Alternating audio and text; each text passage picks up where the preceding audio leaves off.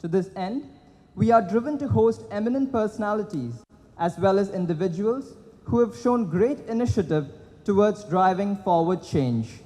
Therefore, our distinguished guest for today is renowned political strategist Mr. Prashant Kishor. Celebrated as one of the most eminent and sought-after political strategists in India, Mr. Kishor's wealth of experience in the realm of Indian electoral politics stands unparalleled. Sir, it's our privilege to have you here with us today. May I request Professor Preeti Agalyam to welcome the chief guest on our behalf. Mr. Prashant Kishor is going to talk about the theme today, youth, technology and politics. Mr. Kishor is from Bihar and he is trained as a public health professional, has worked for the UN for almost 8 years, and his major success as a political strategist are many. I will name a few here. In 2012, Gujarat campaign, BJP's Mr. Modi as Chief Minister of Gujarat. 2014, for BJP, India's first social media campaign that completely revolutionized Indian politics. And 2015, Bihar, and he also started IPAC, which is actually Indian Political Action Committee. And obviously you know that Nitish Kumar ji won the elections, and in his recent avatar as JDU Vice President, hope he'll be able to actually put many of his strategies into practice. And he also started CAG, which is Citizens for Accountable Governance. And in 2014 elections, his Chai Pe Charcha was actually a mega hit, and you know the impact it had on the elections as a whole, and also in other campaigns as well. And Punjab elections 2017, Captain Amarinder Singh, the Chief Minister of Punjab, has been on record about the role of PK, so within quotes. So Captain Amarinder Singh calls him PK, Prashant Kishor. So without further ado, I have a few questions that I would like to ask, and then after 5 or 10 minutes, I will open it up for you to ask questions. And I think we already have collected questions in the Google form. So we'll be able to actually read out from the dais. And if he wants to answer questions directly later, we will be able to open it up as well. Welcome, sir. Thank you. It's a great privilege on my part to be amongst you. Thank you very much for inviting me. Before you start the questions, I just want to say a couple of things. Maybe I'll take a few minutes. This whole idea of someone being a political strategist, political aide is overhyped, overrated. No single individual, no matter who he is, no single individual or entity can impact the outcome of elections. So never make that mistake. This is how media reports it, or this is how some of you look at it, but this is highly overrated. Never get into that trap. People on the margin might make some contribution here or there.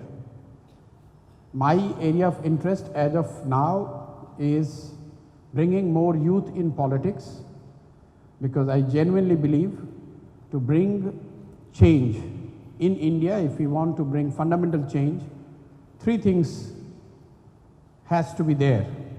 We need to bring more youth in politics, not only to do the backstage management or bring crowd or do jail bharo andolan kind, but actually youth who have the opportunity to become part of the electoral politics.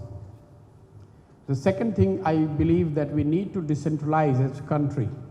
We need to respect what was brought in our constitution in 90s, which is empowering Panchayati Raj. A country of our size and scale, no matter how good or bad the government is, cannot be run by few individuals sitting in Chennai or Delhi or whatever. As per the constitutional mandate, 50% of the developmental budget should be spent through the local bodies. Almost 25 years since the amendment has been brought in the constitution, we have not reached even 20%. And the third thing which I am very passionate about is allowing lateral entry at a scale in government. Something on which I had a difference of opinion with Mr. Modi after he became Prime Minister, one of the reasons I would have left. And so on these 3 points, I would love to take any questions, but these are the 3 things which I am passionate about. This is what I do, what I am doing as of now on all these 3. I'll take 1 minute.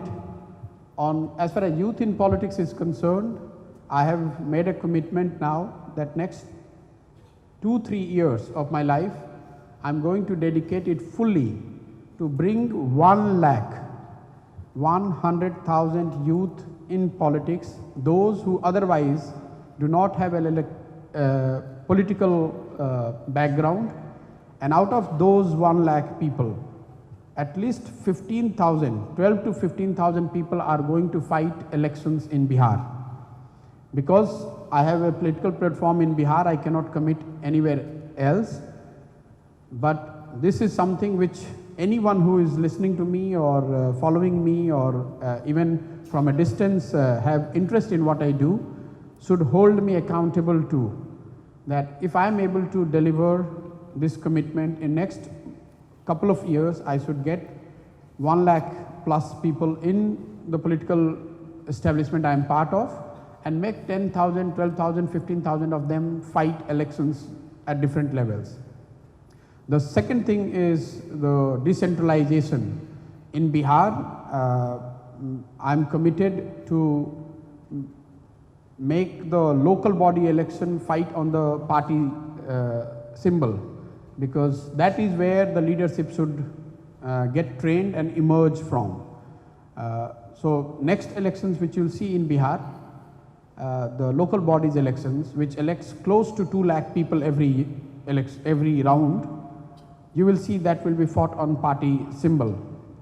And third, on the lateral entry, what I wanted to create in India was the Bharat Vikas mission that would have allowed at least, if not more, 20,000 people to literally come seamlessly in the government, work in the area of their choice, come and go back.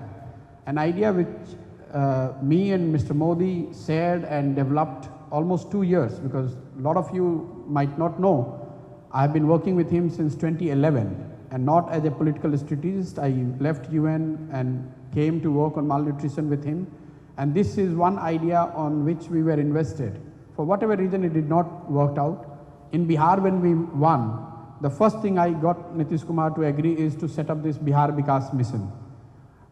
Where lateral entries, it's a setup where lateral entries are allowed, not in the manner and the scale which I would have wanted again, because you have to understand one thing, these setups, there is so much of resistance to lateral entry.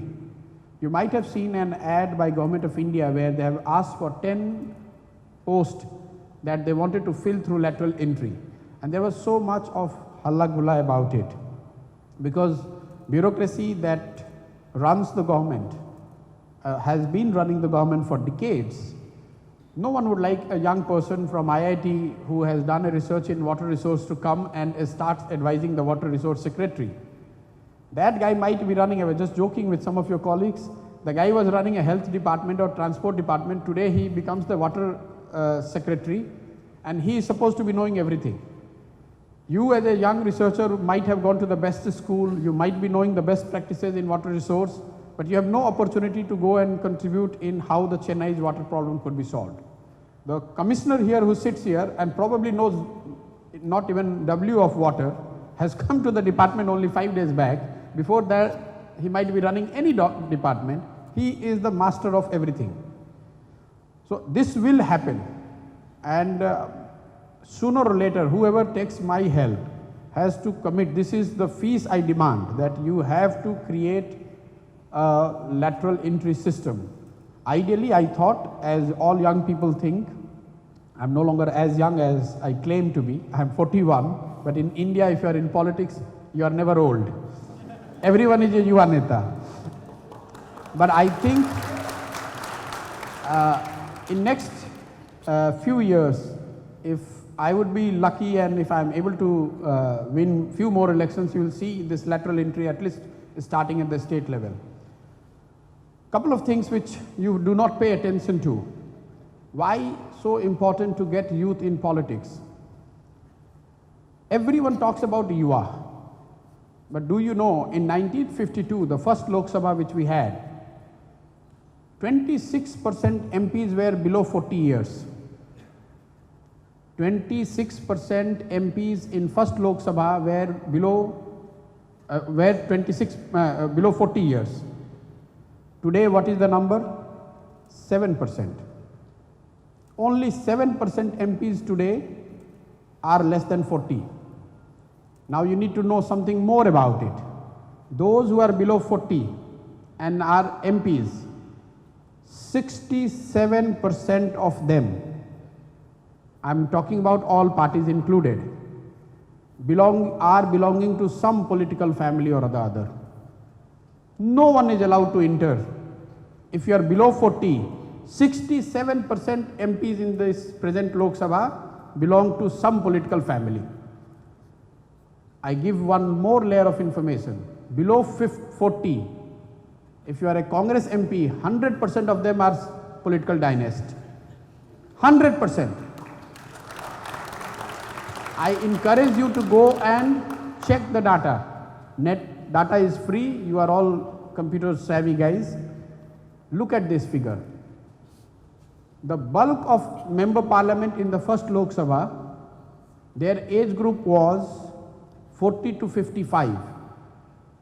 54% of MPs in our first Lok Sabha were in the age group of 41 to 55.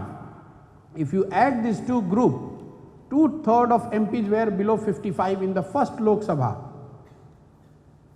Today, the maximum number of MPs, 46% to be precise, are in the age group of 55 to 70. And 13% of them are more than 71 years. A phenomena which first 3 Lok Sabha was never there.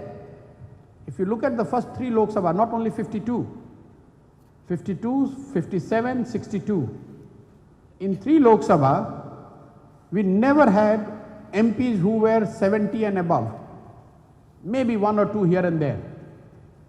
It started only from 1967 onwards. Now such is the case that close to 15% MPs are above 70. Why? Because entry for the younger people who do not have money, who do not have political background, is becoming difficult. You are also getting less enthusiastic about politics. A quote which I always share with my colleagues, I must share with you. Plato has said that if you do not participate in democracy, be ready to be ruled by your inferiors. So you might be feeling good about being in IIT, being a scientist, engineer, whoever you are, or whatever you want to become. But if you keep cribbing about the politicians and the politics, be ready that someone will rule you who will be much inferior to what you are. So you do not participate in democracy at your own cost. So please, sitting in the room and cribbing about politicians is not good enough. If that has to ever change, it has to be changed by people of India.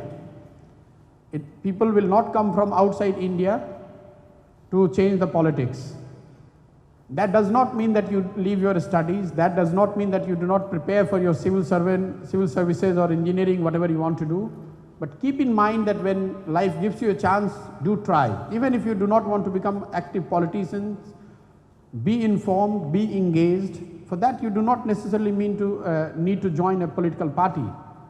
But there is nothing that prevents you to spend some time knowing and engaging on the issues that actually concerns your own life and the generations to come. With this I close, and I am happy to hear the questions, whatever professor has here or you guys. Thank you.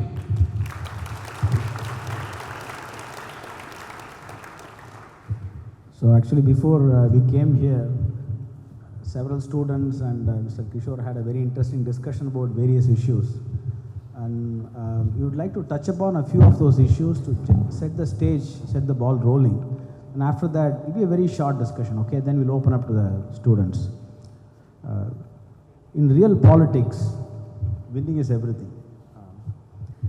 Does policy or governance play a major role in political campaigns, or are that just tactics and strategy to win elections?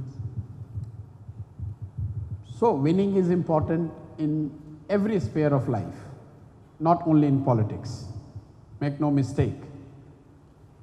How much is the importance of governance or the delivery? In real terms, it's not that much.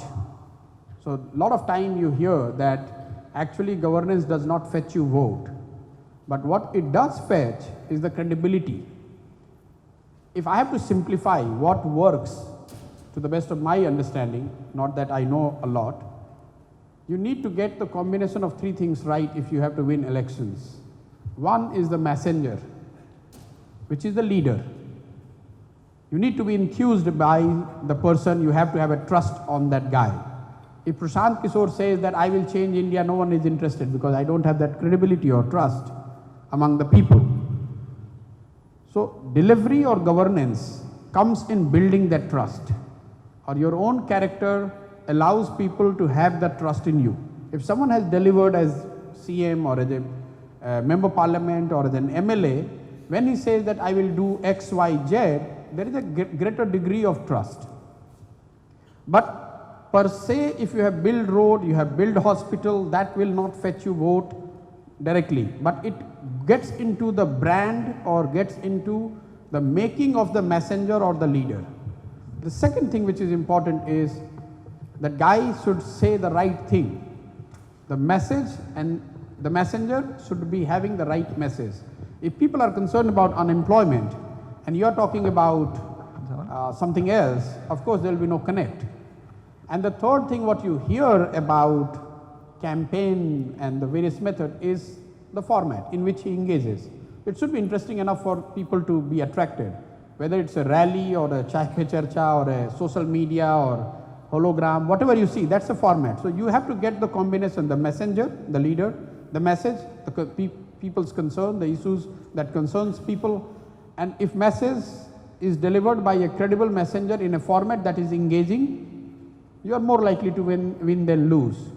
So whatever you have delivered as part of government contributes in you as a messenger, and also probably if you have worked hard, you also know to get the right message across. Many people get this wrong. I would say most of us we get it wrong. You'd be surprised to know there are a lot of people from Andhra here, I was told. In Andhra, if I ask you what is the most talked about issue, 99% people will say job, महंगाई, corruption, etc., etc. When we actually looked the data closely, it's a drainage. The thing which most households have mentioned as the thing they want their governments to do is drainage. Now, imagine you go back to the hostel and one day, or you go back to your flat, and imagine what happens if drainage is clogged in your flat. What kind of mess your life will become. You and I do not realize this. We just can't realize this. In Bihar, we found close to 1/3 of FIRs or the local level disputes were arising out of drainage problem. You tell me a single survey where you would find this. You will not be able to find it. So in Bihar, Mr. Modi announced 1.5 lakh crore package. To counter that, we said 7 Nitish ke saath nischay. First thing was making pakkikaran of the nali, that is the drainage. So if you get it right, people are not looking for 1.5 lakh crore, maybe 60% or 50% people do not even know what the number looks like. 150 lakh crore रुपया कितना होता है लोगों को पता ही नहीं है. But if you come and tell that, you know, if I am the chief minister tomorrow, आपकी नली बन जाएगी, इसका पक्कीकरण कर दिया जाएगा, people understand that. So it is very easy for you to say, message को तो सबको पता ही है भाई, महंगाई से सब त्रस्त है, भ्रष्टाचार से सब. I'm not talking about that, but to get the message right is the most important thing other than having that leader. And what is Format is the least of between these three. What bothers you so much, social media, data, chai pe charcha. This among these three, that comes at the lowest. So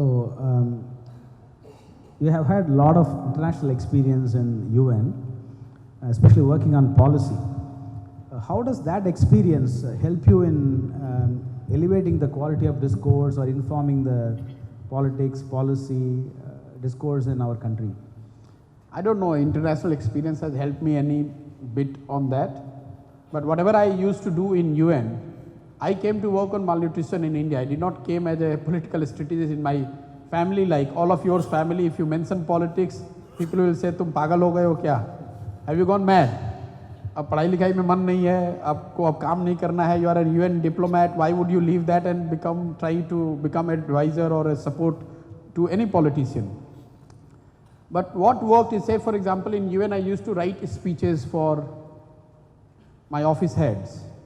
There is so much that goes into writing the speeches of UN biggies.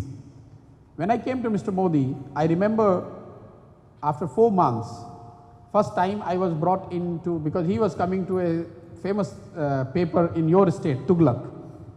So he was to deliver a speech in English. So he would have said, okay, ये आए हैं प्रशांत जी, इनको भी मतलब जो उनकी 4-5 लोगों की टीम थी, call him also. So that was my first thing, and I would have also written something which he would deliver here as a speech. And then they realized that okay, it is good. Then one step done. Then we launched him on Facebook. Then one more step. It's not like one day you come and someone has appointed you as his advisor and then what you read in the paper. It's not like that. Has been every day a struggle. When you put all that 4 or 5 years of work in one bucket and then name it as a political strategy or whatever, it looks big. For us it has been a daily survival, that I get up in the morning and I have to better someone who was already there doing whatever he or she was doing. No leader or no political establishment, there is nothing called clean slate. It's not that Mr. Modi would not have someone as a speech writer, but if I come and I deliver and make him realize that okay, I can write his speeches slightly better, then you get one step further. If you can analyze data better than what his team was doing, then you also get into data. If you launch him in Facebook, then he realizes, oh, this is a good platform to be on, then you get one more inch. When it comes to international, I was doing a lot, I was heading social policy and planning and monitoring in UN, in West Central Africa. So I used to joke that all the questionnaires which we used to do, why do you immunize, why do you breastfeed or why you don't, why do you feed a child one way or other, the questions changed, the techniques were the same. Now we started asking, why do you vote, what takes you to a polling booth, what you like in a leader or what you don't like in a leader. The questions changed, but the knowledge of statistics is the same. And because we have done, or we were doing a lot of surveys and using data when I was in UN, probably that would have helped, because in his team at that time probably were not that many people who would have very good understanding of data or statistics or large spreadsheets and how that could be put to use for the political decision making. So, but international exposure per se doesn't help. So coming to the next question is about big data and AI. What do you think? I told someone who practices AI, if you ever want to make use of AI or data, first be the person to realize that this is not as effective as you claim to be. AI or data cannot make any change on the electoral outcome. That is very far-fetched. Even it cannot change the way you think, the way you react or respond. What it could do is to help understand how people think, what they are doing. It is bringing a structure to gathering a lot of information. As I was telling in that meeting, Mahatma Gandhi would not have AI, but still he would know that salt is an issue which bothers probably large section of the masses. Today probably someone would analyze, put AI and say, okay, drainage is an issue on which people are excited. But if you as a practitioner of AI starts thinking that just because you are able to know what that drainage is a major issue, you can change the electoral outcome or the game, that would be a little far-fetched. So be humble about it. These are just the tools, very small in the very big puzzle, whether AI or data, it definitely helps. More so because our country is so big. Everything runs into millions. A district is like 2 million, 2.5 million. So if you are good at spreadsheets, it's always help. Even if it is simply sorting the name, number, surnames, people, different attributes, their behavioral traits, it always helps. So in that way, this could be put to use and is being put to use, but never think that this is something that could make an impact on the electoral outcome. It could help organize part of the political or the campaign decision making, but nothing beyond it. What you read about Cambridge Analytica and all, it's all bunkum. Cambridge Analytica has never worked with any political party in India, no matter what people are telling. Everyone now is telling that no, they have worked with the other party because they want that there is a vote in it. It's overstating of your CV, which you and I do. All of us we do. You have worked as a volunteer in Obama campaign, you come back and you will write that I ran the Obama campaign. You must have met hundreds of people who claim that they were part of Obama campaign. If I ask you, very few would be able to say who actually ran the Obama campaign, I don't know. I have met at least 10 people who claim that I have run Obama campaign. So has the Modi campaign, so has the Trump campaign. Success has many fathers. So don't get into that part. Cambridge Analytica that they have taken, you know, one of the claim I tell you and you will realize, one of the claim on which the famous Aruna Goswami did 1 hour show, that Cambridge Analytica claimed that they have helped government Bihar win election in 2009. Now Mr. Modi's Facebook was launched by me in 2011. Imagine how many people were there on Facebook platform in India in 2009. People did not even know Facebook as a platform for the political purpose. I am talking about India, forget about Bihar. If there was not even 1% of people of Bihar on Facebook, and Cambridge Analytica is claiming that they have impacted the election outcome of 2009, and Aruna Goswami is getting agitated that this is the breach against the national security. And we all get sucked into it. Look what they are doing. Baba, ask a basic question. How many Facebook users were there in Bihar in 2009? Cambridge Analytica आएगा कहाँ से वहाँ तो Facebook user ही नहीं है. 1 घंटे तू मैं किए जा रहे हैं. So this is a very simple question. Any politician who has been able to successfully marry governance, politics and development? Any politician in your view who has been successful? Lot of them. I do not have wisdom to kind of rank anyone, but I encourage you to read Ramchandra Guha has written the 10 best chief ministers India has seen post independence. 2 of them figure from Tamil Nadu. 2 of them out of those 10 are from Tamil Nadu.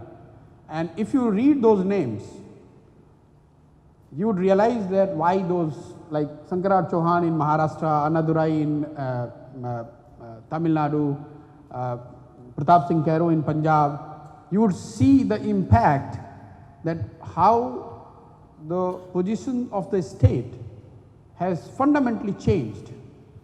And one good thing to track is to see the state's ranking on per capita basis or the size of economy or the key developmental indicators at the time of independence, and see the journey of the states over the last 30, 40, 50, 60 years. And then if you plot these 10 chief ministers, which he ranks as top 10, it could be 10, it could be 12. So don't get into whether Ramchandra Guha has some bias or not. Maybe that list would be 12, maybe 15. But you could put those 15 tenures and see the state moving up and down, straight. It's a quantifiable thing.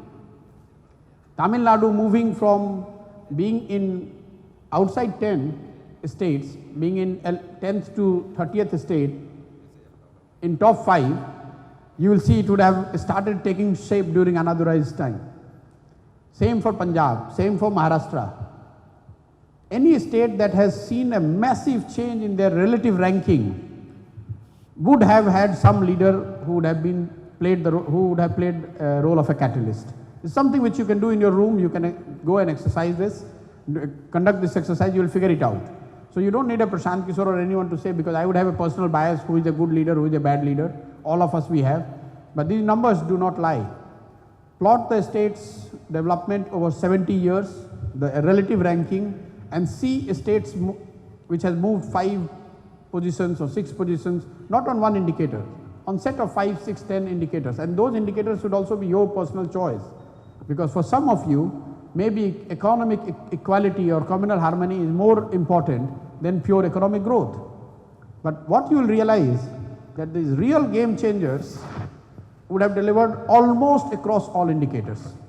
Almost across all indicators. So that was a very diplomatic answer. He is not talking about the current Prime Minister or Chief Ministers. That is, if you will ask, I will answer that also. You said which leader. Literally I am naming that Ramchandra Guha has named 10. You can add your own. You can have your own list. It's like naming the best 11. The cricket. We all are cricket crazy people. So every person who names the top 11, find 4 or 5 common ones and then some changes here and there. You can do it yourself. so I've given you the criteria how possibly you could do. My question to you. Which state, sir? I'm from Maharashtra, from Pune specifically. So my question to you is, fundamentally, what is the election campaigning and overall difference between India and US? India and? US. Like the kind of campaigns that they run there and the people reacting to those campaigns. Hugely different. It should be different, it is different, and it should be different. You are talking about a continent. India is a continent. So if I were to ever compare US elections, I would compare it with a state. Comparing India's election with US is demeaning to India. You are talking about 800 million voters. 800 million voters versus in US would be what? 120, 150. It's not even 1/6. So I wouldn't compare, plus the per capita income basis. We are like 2,000 per capita basis. We are $2,000 per person. They are around 54, 55,000. So their aspirations, their challenges, their needs are vastly different than what would be ours. So of course campaign has to factor that in. So what you see, lot of freebies and all in India, because its survival is at stake. It's very easy for you and I to say that why a state has to give this much freebies. Imagine someone who is to make sure that there is bread on the plate of his child every evening. He gives a damn to what is happening to the environment. Even if he wants, he cannot think about right-based approach. Even if he wants, he cannot be concerned about what is happening to the space program. He comes back home, he has to make sure that there is a bread on the table. If he doesn't work through the day, his children are going to go empty stomach. It's very easy for you and I to say that why these politicians always keep talking about these things. You have no idea. 800 million people, 80 crore people still do not make 100 rupees a day. In India, 80 crore people do not make 100 rupees a day. And you and I expect them to think about future, think about environment, think about right-based approach. Baba, if someone gives him 5,000 rupees, 1 month food is secured. So he is well within his right to take money and then vote. There is no wrong in that. Make no mistake. It's one thing for you and I to preach, and if I and you have to be in that position, we will do the same thing what they are doing. So I would never compare these two, and it should not be compared. Anyone, you don't need to ask me, just get up and ask. Hi sir, I'm Akash, I'm a third year student. You have already asked 3 questions to me when you met me individually. Yes, go ahead. Yes sir. So you mentioned that the local elections will be run on party ticket in Bihar. What are the other changes that we can expect to see when it comes to municipal governance in Bihar, municipal or Panchayati Raj? As a country, it took us 50 years before Parliament made that amendment in 90s, empowering Panchayati Raj. See, you and I make the big mistake. For us, all MLAs and MPs are the governments. Have you ever seen a senator in US being bothered about a drainage or the road or the school? They are there, their primary job is to legislate. In India, they are not doing legislation. They are just interested in transfer, posting, nali, gully, sadak. The local bodies, the work which should be done by the local bodies is actually being done by the MPs and MLAs, or people expect them to. And that's why you and I get angry. यार MP बनने के बाद भी देखो कुछ सड़क नहीं बदली, सड़क उसके हाथ में है ही नहीं. Have you ever tried to visualize that why someone like Rahul Gandhi or Modi, he is the Prime Minister, why Banaras roads are not changing? Even if he is the Prime Minister, why he is not? Suppose your MP is incompetent, but why roads of Banaras are not changing? Baba, वो municipal corporation को करना है. Modi cannot do anything beyond pushing it, beyond probably putting an officer of his choice as the head of the corporation. Government of India cannot build the sub-lanes of Varanasi. But you and I, the way it is in India, लोग MP को गाली देते हैं, people criticize MPs and MLAs because roads बना नहीं, पानी नहीं निकल रहा है, बिजली नहीं आ रहा है. भाई बिजली, can any MP make a power station? If power distribution is flawed, what MP or MLA can do? They can do nothing. So local bodies, I see as India, democracy matures in India, you will see 20 years, 30 years down the line, I see they become more powerful, they handle more resources, and the constitution says 50% of the development budget should be spent through them. So if they are spending 50%, look at some people from Maharashtra, your Jila Parishad probably handles more money than any MP or minister can handle in other states. And that is how it should be. Because the Jila Parishad knows what is the requirement on the ground. How on the earth a secretary who has come from Karnataka sitting in Delhi can decide about the rural requirement in Maharashtra or Tamil Nadu? That's how it is today. A joint secretary in a department in Government of India decides for whole of India what is your requirement. In the name of uniformity, in the name of very good planning, and in the name of stopping corruption. It's all flawed. The more decentralization takes place, there will be some problem in terms of design and uniformity. There might be some corruption also on the ground, but in the long run that will deliver. You cannot let people sitting in Delhi, few bureaucrats who do not even know for whom they are deciding. They are taking, 16 lakh crore is the Government of India's budget.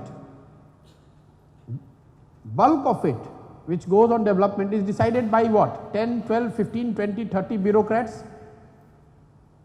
They put the design, they earmark the money, and everyone else has to follow that. How much understanding, I understand, even if I give that those 15 people are the wisest persons on the planet, how much understanding they would have of the 2 lakh panchayats in India. They would have no understanding or very little understanding. But every panchayat head, every Jila Parishad head has to follow what these 15 wise people have decided sitting in Delhi, that this is how your government and this is how you should, what is the requirement of your panchayat, this is the money we are sending, spend it this way and send me the report. Good evening, sir. Here up. My name is Carol. Yes. Considering you worked for the Modi government and I work with Mr. Modi, not with Mr. Modi government. Yes, okay. Considering you worked with Mr. Modi and with the Indian Science Congress behind us, I want to ask you a hypothetical question.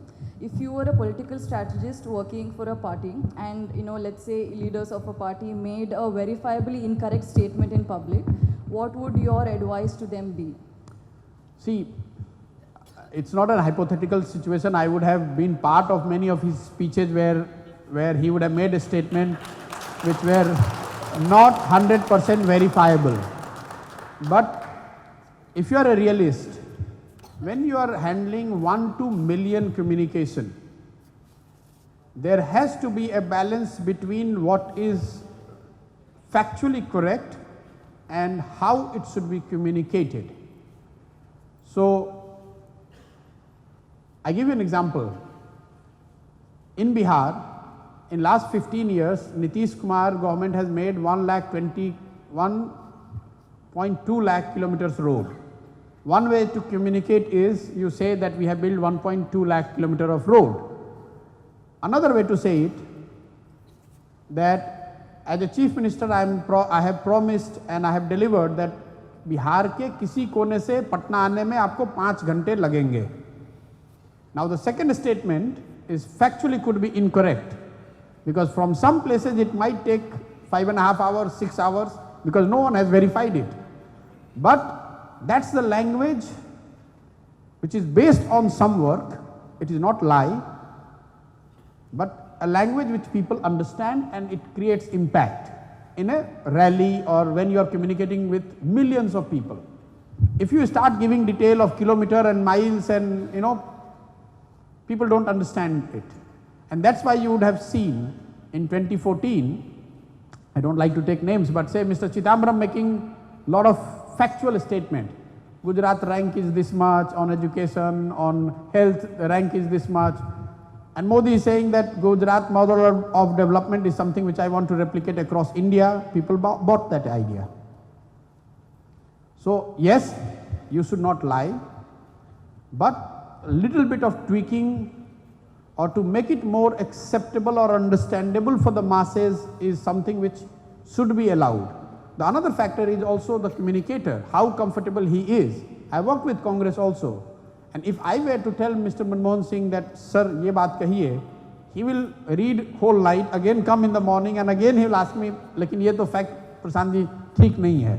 And there are leaders who are comfortable with it. But if you are a campaigner, you have to strike a balance somewhere which is closer to the fact, but understandable to the masses. Good evening, sir. My name is Sriram. I am doing my BTech in chemical engineering here. We have seen a trend in the recent times that during each state government elections, political parties promise to write off farm loans. It happened in Maharashtra, it happened in Uttar Pradesh. But this is going to put huge pressure on the banks which have given these loans. So, and each time lakhs of crores of farm loans are written off. So what do you think is going to be the permanent solution for upliftment of farmers or for their woes, how to solve their woes? So, I'm not an agriculture expert, so definitely I do not have a vision or a plan to share how the farm or agrarian crisis could be sorted in India on sustainable basis.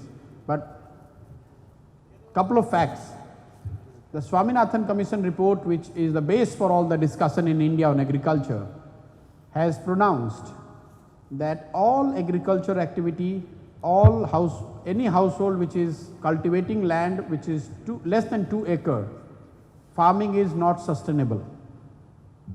So no matter how much effort you put, no matter what you sow, no matter what you harvest, on medium to long term basis, farming of less than 2 acres is not economically viable or sustainable.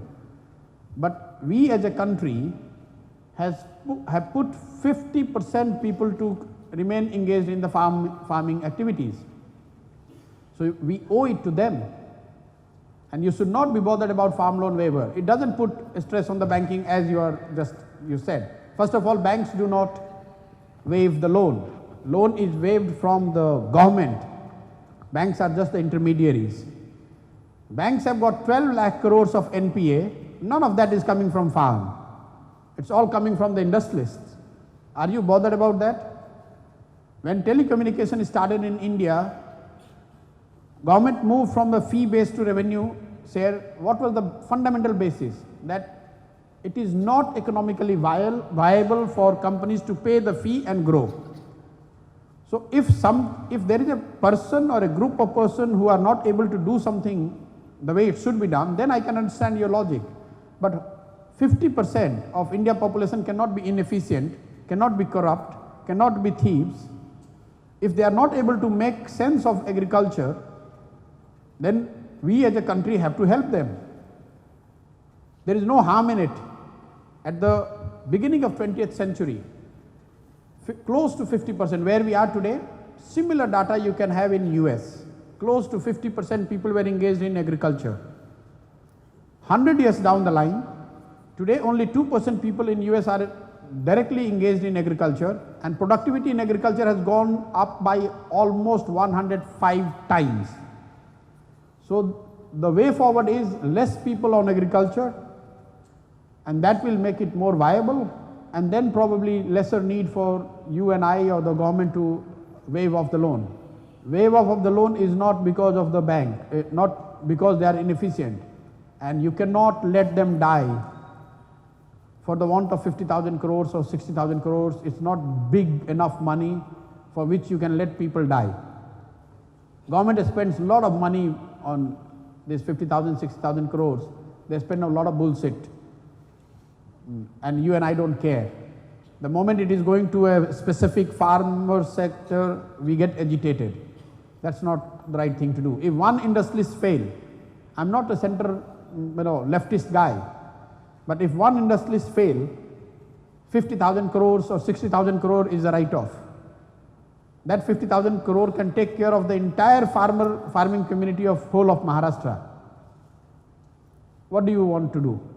If you are sitting on the chair and you know that half of my population is in crisis, should you give that 50,000 crore or you shouldn't?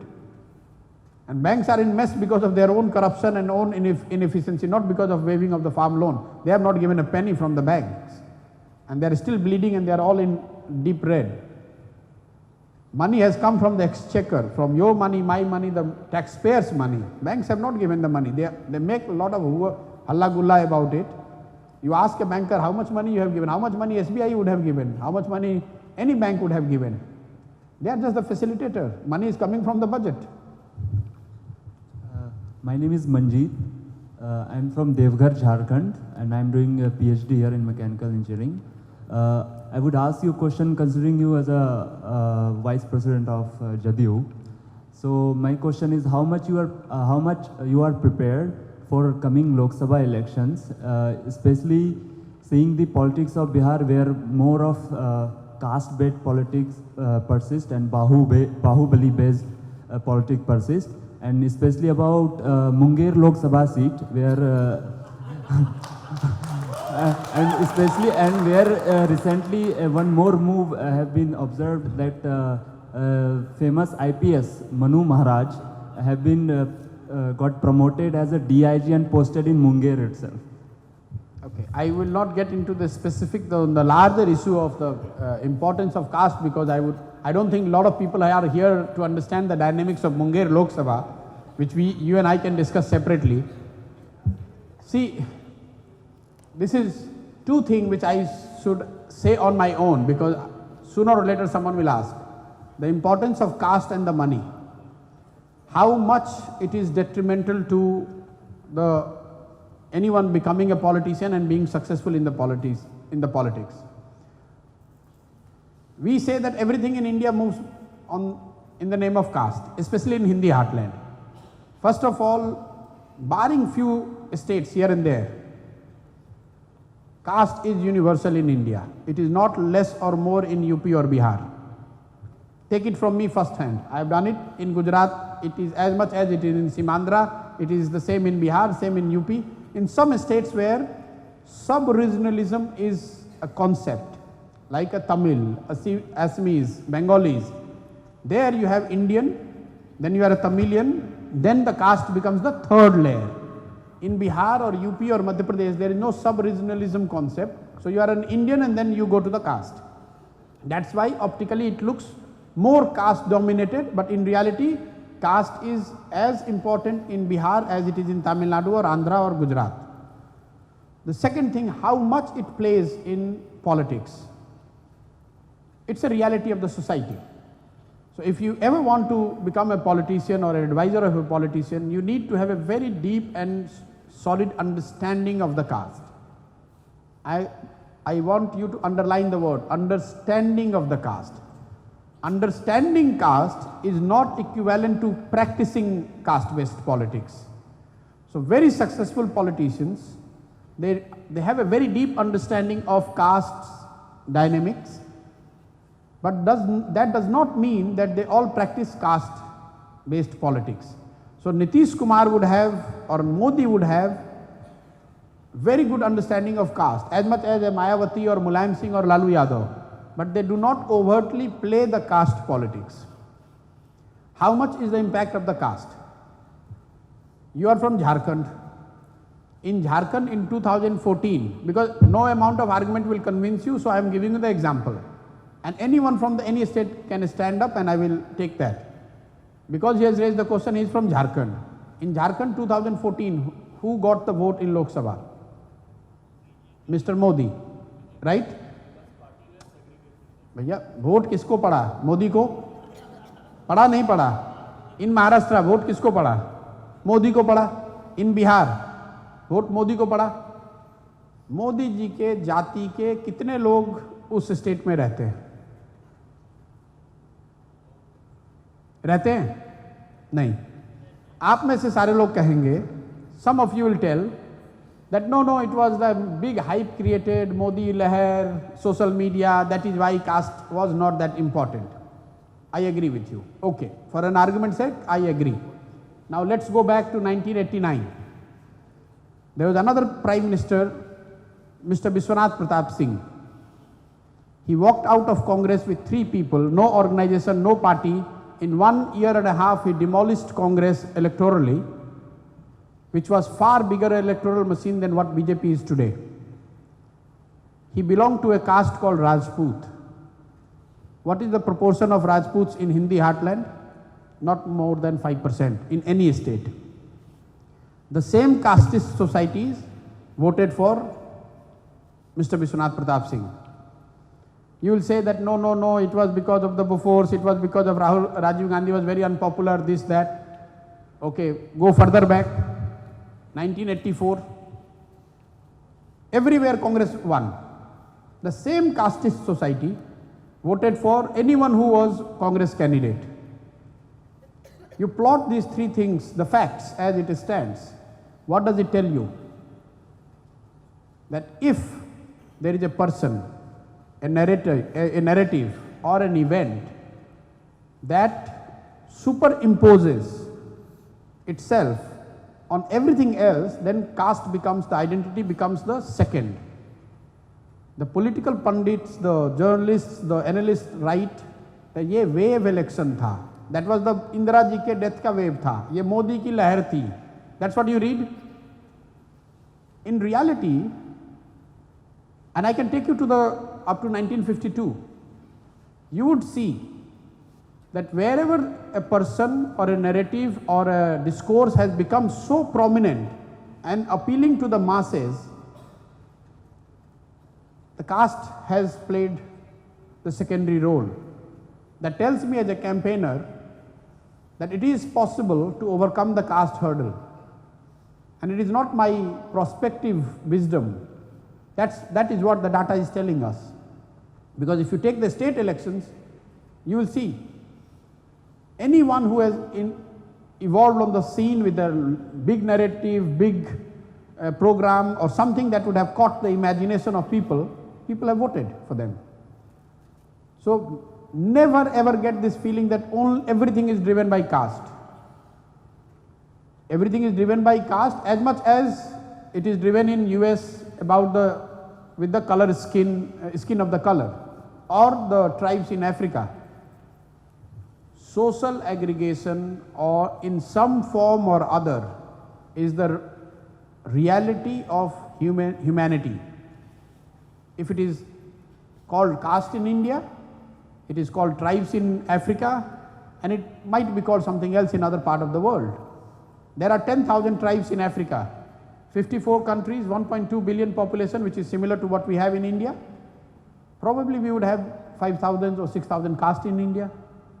So you and I need not be defensive about it. It's a reality. Whether it's right or wrong, that's a different debate. As a politician, you do not have option to make everything ideal. Everything becomes ideal, then I will start doing politics is not an option. Politics is as good or as bad as the society is. If there is caste in society, politician has to understand caste. If there is criminality in society, then you have to understand the criminality and the pattern of it. If you want to work against caste, then you will become a social reformer, which your choice, you can do it. But as a politician, never ever get this feeling that I will be a politician if everything is ideal. There is no corruption, there is no caste, there is no criminal, there is no challenge, then I will become a politician. It will be like saying, Cristiano Ronaldo says that give me the ball, no one should check me and I will make a goal. Who cares?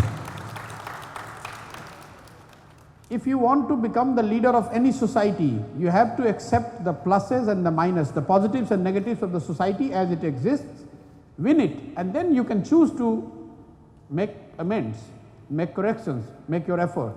But if you think that society becomes ideal and then you will do the favor by joining or choosing to be the leader of that society, this is the most flawed argument young people have. Hello sir, I am Mashuda Sultana, PhD in Civil Engineering. I am from Tamil Nadu. I am impressed with your idea of bringing in 1 lakh youth in politics. So my question is, what is your strategy on making that in reality? Like how you are going to bring the discipline or the awareness or the political knowledge in such a large number of youth? Because currently in my state right now, because there's a large number of youth who are interested in getting into politics and bringing in changes, but that kind of discipline or the collective awareness is not unable to establish right now. So what is your strategy on bringing that into reality? Thank you. It's rather simple because whatever little I have done in the past, when I went to Bihar, I said, okay, I have been advising Modi's and Nitish Kumar's and all the names which Professor has kindly read. Now I want to advise young people who otherwise has got nobody to look to who can advise or help him or her. And I will spend next 2 years meeting the people, helping them become Mukhiya, become Jila Parishad member, become MLA or try to become MP. And I have circulated something on Facebook page. This just the message that if you want to join politics and be guided by Prashant Kishor, here is the number, my office number. And in last 2 months, 50 days is what we have ran the campaign in Bihar, which is not the most connected online crowd. I've got 50,000 people and I have stopped registration because I'm not able to meet them as much as I should and I could. So in next 2 years, the idea is not only to make people join. I need to be having the session which I am having with you. I do this session from morning to evening for people who are registered in what we call Youth in Politics, YIP. And after the group, the opportunity is with the guy to meet me individually. That takes a lot of time. And that's what I do whole day. From 9 o'clock to 11, if I am in Patna, this is what I do. Sitting at Chief Minister's residence, this is what I do. So anyone who wants to, I'm sure the leaders who are here, if Rajinikanth wants to do this or Mr. Kamal Hassan wants to do it, they can do it as well. Because in my experience in last 5-6 years, I have seen there is enough number out there who want to join politics. There is nobody to guide them. And there is nobody to assure them that if you make an effort, if you are there for 5 years, 6 years, 10 years, there is a political party which is going to give you tickets. Because Rahul Gandhi has also tried this in 2007-8. And a party which fights elections on pan-India basis, he definitely has a larger canvas to operate. He has not able to give 50 such people tickets to become MLA. I am promising in Bihar, we are a very small party, that I will make sure that and I am making this public announcement every second day, that comes in local papers, media, whatever, that in next 5 years, the average age of JDU MLA should become 45. That means I have to make people who are less than 45 fight elections, because there are people who are 55, 60, I cannot throw them off. And I have also announced that almost 50 MLAs, that's the target in 2020, 50 MLAs should be below 40. That's the only way we can bring the average age around 45. So this is the strategy. A strategy is whatever little name is there, people are excited that okay, people have heard about it, that Prashant Kishor can advise someone. So if you want to become a Mukhiya and you get a chance that you can meet me and be guided by me, you come if you choose to. And there I do not see the problem in numbers. The problem is I am not able to do it as much as I should and I could. And second is I have a political platform in Bihar, so I cannot make that commitment in Tamil Nadu because I don't have a political platform. Now one of you or some of you could ask this question, because I hear this in Delhi and other places, that why are you not doing it at a pan-India basis? It's because I do not want to over-promise and under-deliver. If I am able to do this in Bihar, next time when I come to IIT Madras and I tell you that do this, I would have something where I would have proven and I would have delivered in Bihar, then you will take me more seriously. Thank you, sir, for your insightful talk. I think due to paucity of time, we'd have to stop. In 15-20 minutes I have to leave because I have a meeting at 8:30. You have started late. I think it's important but that we respect all of you who want to remain in communication, I have started something new which Indian politicians have not done until now. Twitter pe DM ka. You know Twitter the way it is used. I use it for the DM, direct message. You can write to me 3 times, 4 times a day and I try to answer as much as I could. Now the natural question that should come to your mind is why not a phone number, why not WhatsApp, why Twitter? It's because in India we have a psyche. People send message and then call. Sir, message bheja hai, pad liya ki nahi? We all do that. You go to the platform number, someone says platform number 3. Still you and I am in habit, you'll check to the next person. Platform number 3 hai na? भाई पूछ के आए हो, direction देख के आए हो, 3 पर पहुंच गए हो, लेकिन मानोगे नहीं. So learning from that, I found a platform which is Twitter, which is reasonably in use. There you cannot make a call, because if I give you a WhatsApp number, you send me a message and then you will start calling me. If I don't pick the phone, you will say, oh, he's like the same other leaders, he gives the number, he doesn't pick the phone. So the way to remain in touch for all your questions, queries is you send direct message on Twitter, open your DM as well so that I can reply. Or if you want to meet personally, then I conduct these sessions everywhere, like in Mumbai, in Hyderabad, in Delhi, in Patna. My office number is 91216, which is available on the internet. You just call, take time, come and meet. And if you are enough, then I come to Chennai as well. I go wherever I have enough number to justify my day. Yes, whoever wants to ask. I'm here till 8, I think I can stretch it to 8. I have a meeting at 8:30, I have to run. Yes. It's 8.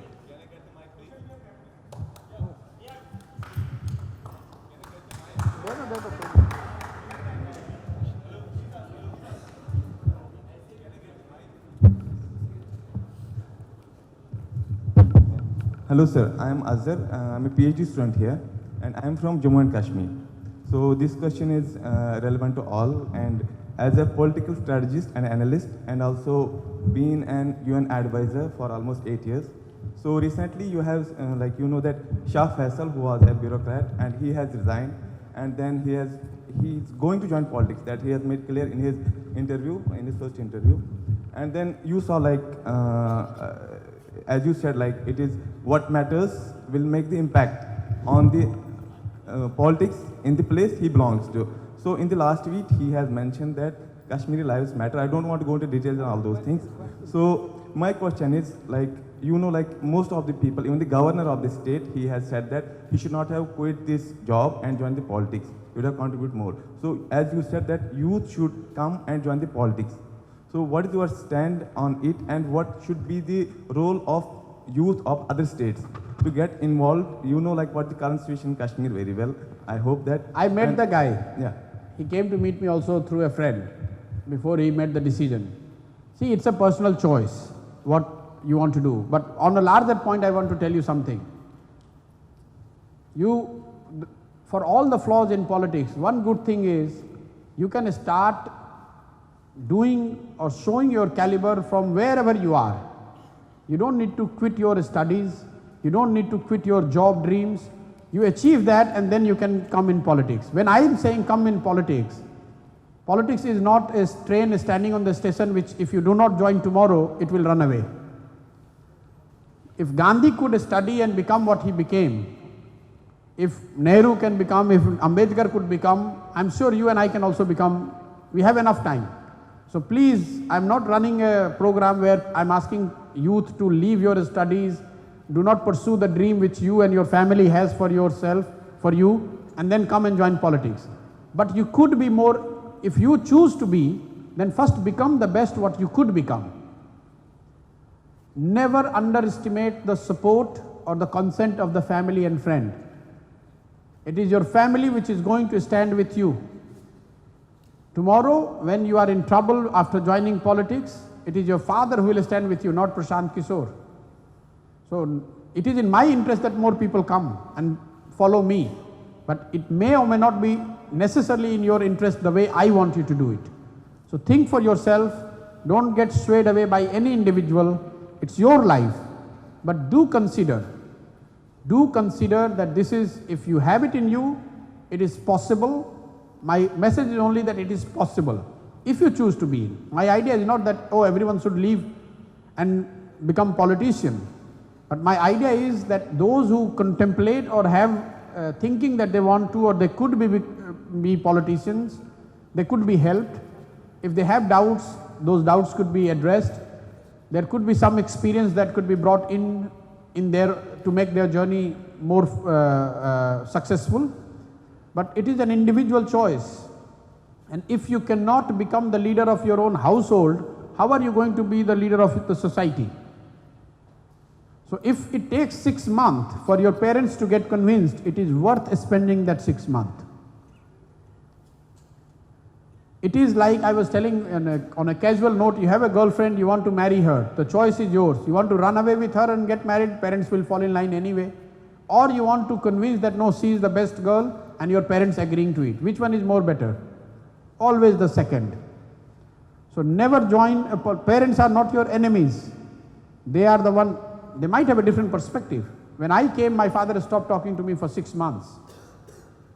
But I tell you, on daily basis, unless your parents, your family is with you, the journey will only get tougher and difficult for you. So it's first complete what your parents expect you to do, and you can start politics here. You can start as a student politician, you can start writing, you can start building understanding, you can start sparing some time which you spend on the watching movie, you can do something which is related to politics if that is what you want to pursue. For that you don't need to quit IIT and join politics. I am not giving that call, please. Thank you, sir, for your views and insights. I am sure that the knowledge you have imparted and the ideas you have shared have left a lasting impact on our understanding of Indian politics. As a mark of our gratitude, may I request Professor Preeti Agalyam to felicitate the speaker with the memento. Thank you.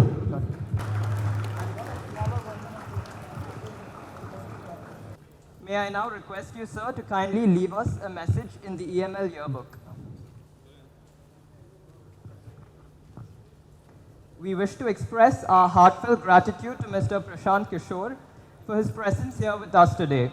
I also thank Professor Sudarshan Padmanabhan, who kindly consented to moderate this session along with us. I take this opportunity to thank all those who have rendered their unfailing support to us in organizing this lecture. Last but not the least, I thank all members of the audience for having come over.